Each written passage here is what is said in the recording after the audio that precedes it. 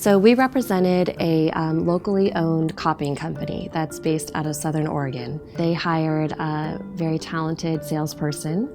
He had an opportunity to join a great team, and so he took that opportunity.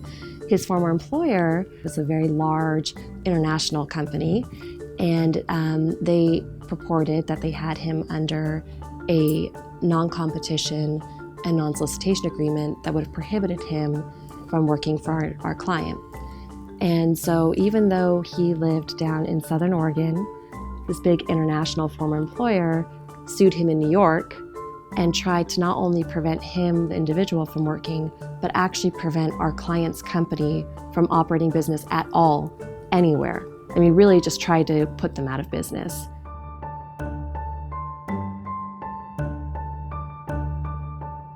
So it was a weekday, and I was down at the University of Oregon in Eugene, Oregon, which is about 2 hours from Portland, and I was presenting down at the university. As soon as I finished my presentation, I checked my phone.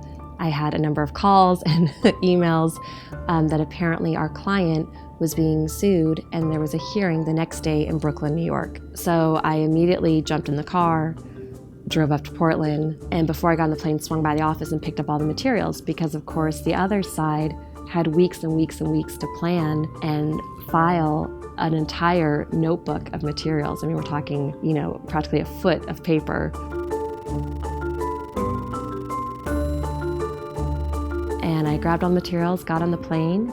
It was a red eye, and spent all night just reading through the materials and honing in on what I perceive as the weaknesses in their case. So red eye lands, take a cab directly to the courthouse, walk into the federal courthouse in Brooklyn, and on their side of the table, they have an entire army of lawyers and paralegals and client representatives and stacks of paper, and then there's me.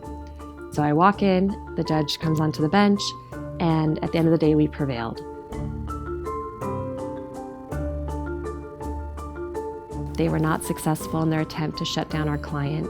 I mean, that is the key here. This was really a high stakes issue for our client. They could have been completely prohibited from doing any business. And as a personal point of pride, not only was it flying overnight, beating the team, but I was also quite pregnant when I did it. And so there was also that satisfaction of beating a room full of guys and, just getting the job done. I'm Salerno Owens. I am an attorney and shareholder at Markowitz Herbold.